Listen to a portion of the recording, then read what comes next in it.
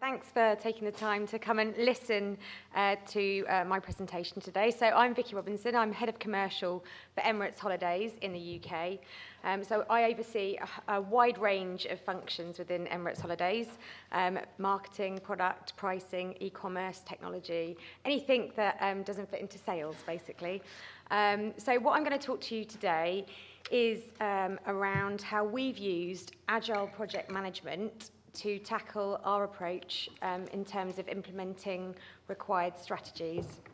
So firstly, I'll talk a bit about who Emirates Holidays are and what we aim to achieve on a daily basis. I'll then go into the background as to why we realised we needed to change as a business and indeed how we're continuing to change to ensure that we grow as a business and deliver our ever-increasing targets and results.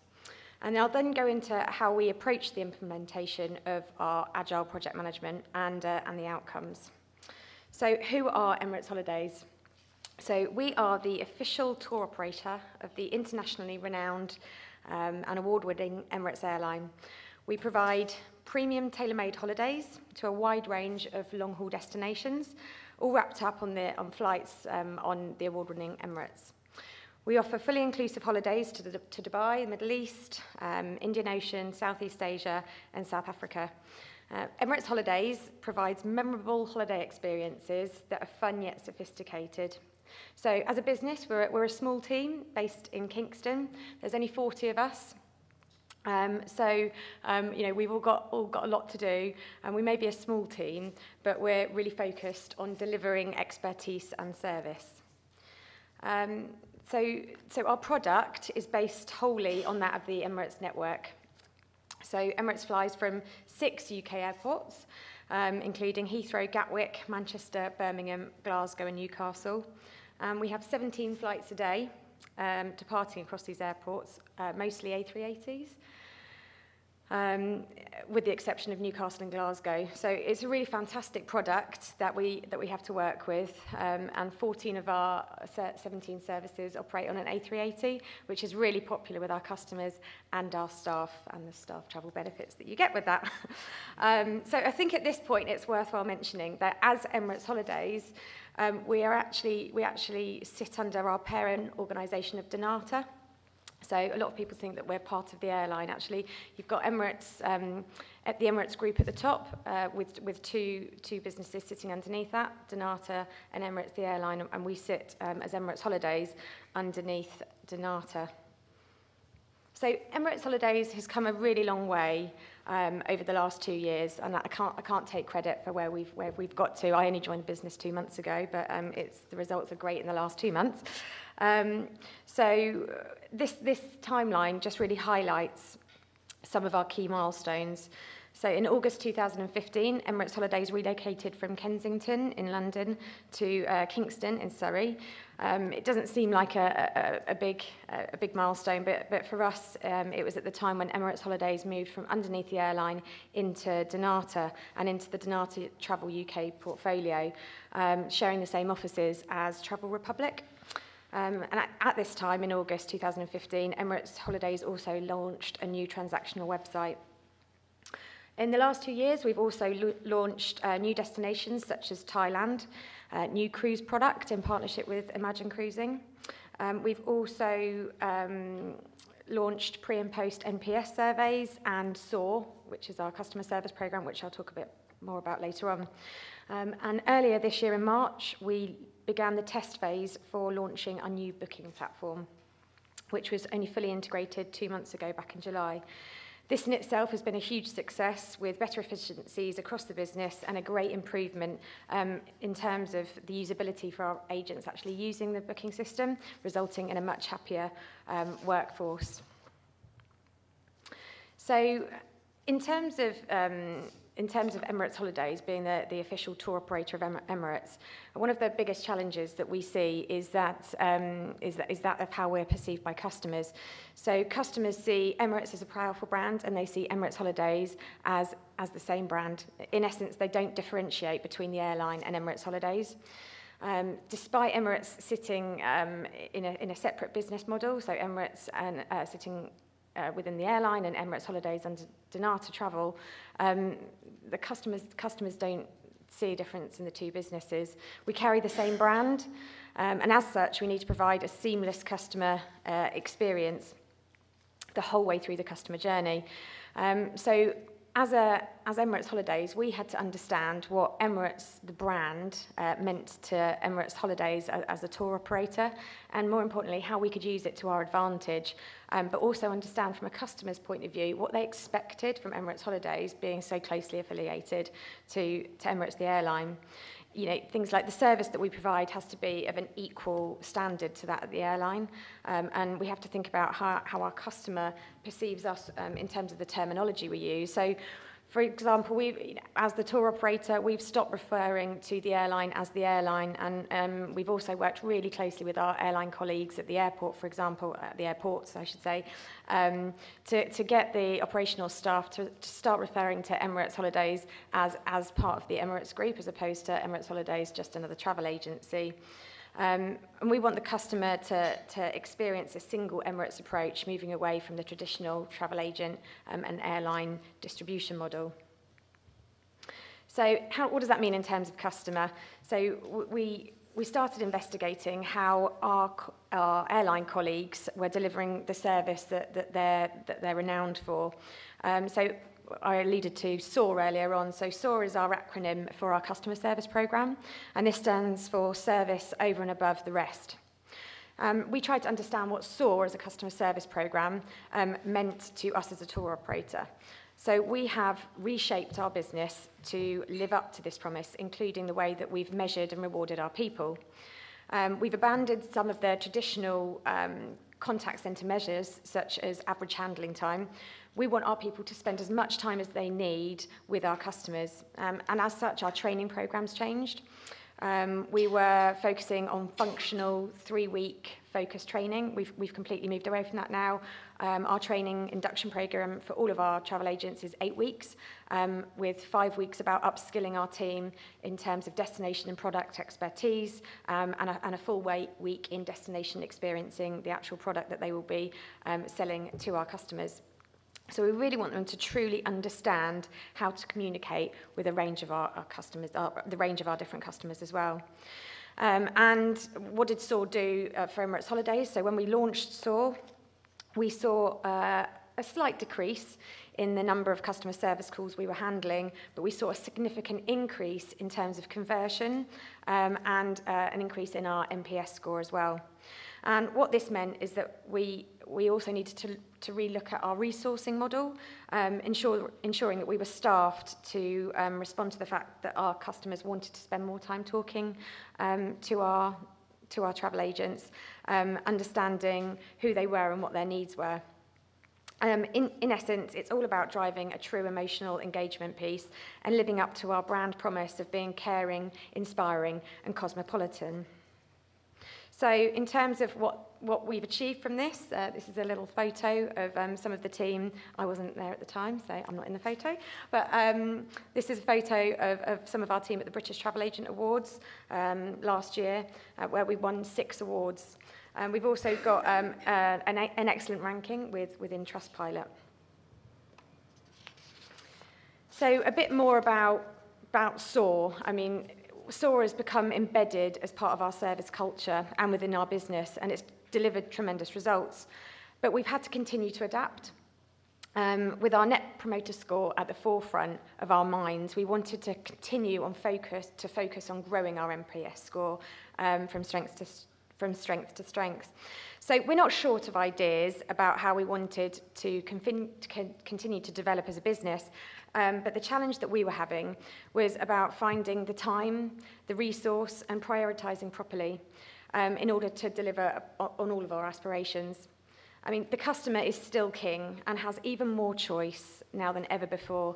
They can choose to book from any number of specialist tour operators via any channel that they want, whether it be online, over the phone, from their mobile, from their tablet, using voice recognition. So we need to be able to grow rapidly and anticipate our customers' needs before they even know what they want.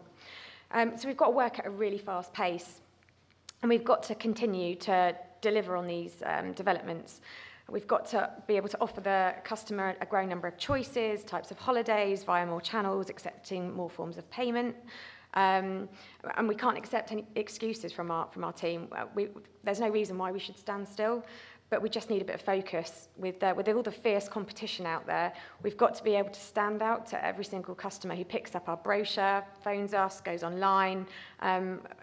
And you know, the other we touched on it earlier on this morning, but with the lack of geopolitical stability, we have to react unexpectedly, almost on a daily basis. I mean, it's the norm.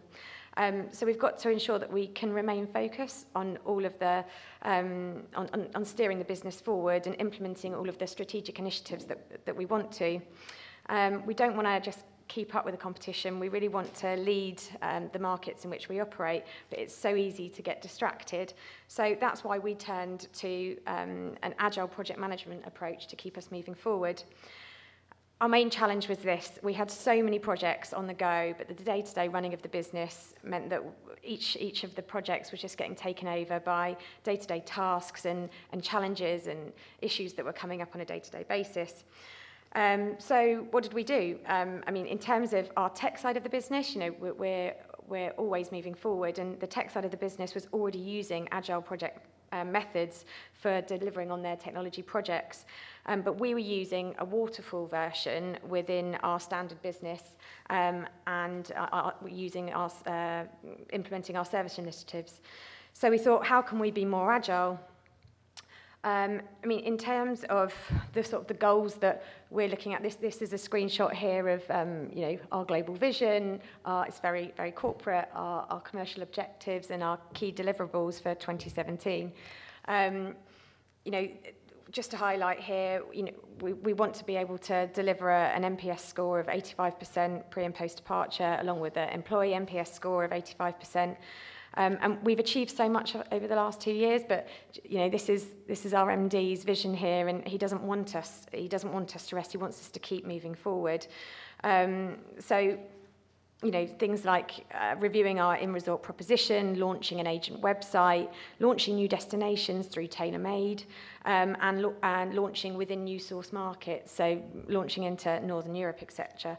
I mean, all of these strategic initiatives are going really well. So how are we actually doing this?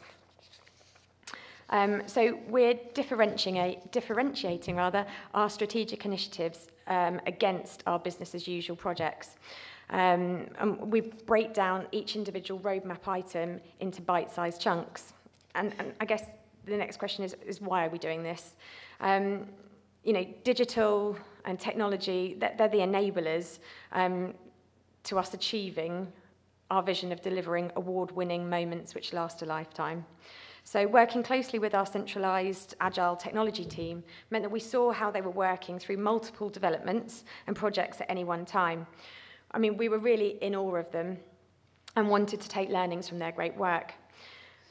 We've got many ongoing developments and initiatives which aren't within the tech scope of, and most of our initiatives still have a strong technology focus. So we want to ensure that these are implemented alongside our business as usual tech developments and don't get overshadowed by the team's day-to-day tasks. So we engaged with our tech colleagues. We got them involved in our wider strategic and service initiatives and used their expertise to help us deliver more than purely web-based and booking enhancements. And we spent time learning from our colleagues in development about how they used agile methods. I mean, agile, it's not new. But within our business, we'd only adapted this method in the technology work streams. So we've now streamlined this approach within our customer service development. In terms of how we use it within service, our strategic agile approach is the same as the tech teams. We've got our wish list of strategic initiatives that we're keen to implement, which we prioritise on a 2-week basis. And we use a scoring method to help us look at prioritising. So we assign a score to each item in terms of ease and revenue benefit to the business. And those prioritisation scores are set alongside our management team's wants and desires to get these projects live. So it is a mixture of subjective and analytical prioritisation, I'd say. But at the start of each two-week cycle, we assign 3 to 4 sprint items. And at the end of the 2-week sprint, the management team then report back on the work that they've carried out. And they follow quite a strict template in terms of reporting back over what they've done, what they've achieved, any blockers, any future sprint items that might come out of this. For us as a business, some of the key learnings that we've taken away is that we have to be dedicated to delivering each sprint item, and they've got to be deliverable within those 2 weeks. So, you take a long-term roadmap item and you might break that down into 5 or 6 different items, which may then consequently have further sprint items driven from them. It really is about, listening to each member of the team's desires to get each project live, and about learning from each of the sprint items as well. As a result of this approach, we've centralised our sales and service operation onto Salesforce, which we're now using the service and marketing clouds. We're starting to bring in features including live chat and similar to what you were talking about earlier on, with artificial intelligent tools and bots on our website. And we're soon launching a new telephony system linked into Salesforce and our selling systems, as well as our global Emirates Holidays offices. So allowing us to respond to customers in real time with personalised information. And we're engaging as well with our ground handlers using technology and to allow them to better service our customers whilst they're on holiday. So, alongside our technological service developments we've also used the Agile method to deliver marketing initiatives, launch new products, embed into new markets, develop corporate communication strategies, design business intelligence tools, and tackle GDPR consequences. So we've put metrics in place to keep us pushing forward in the right direction. With everything changing around us, it's still easy to get distracted. So we continue to monitor our NPS scores, which makes sure we're staying on the right track. We aim to see our NPS score continue to grow in line with our business results. And our key outcomes that we're really proud of are that we continue to see a reduction in compensation that we offer to clients.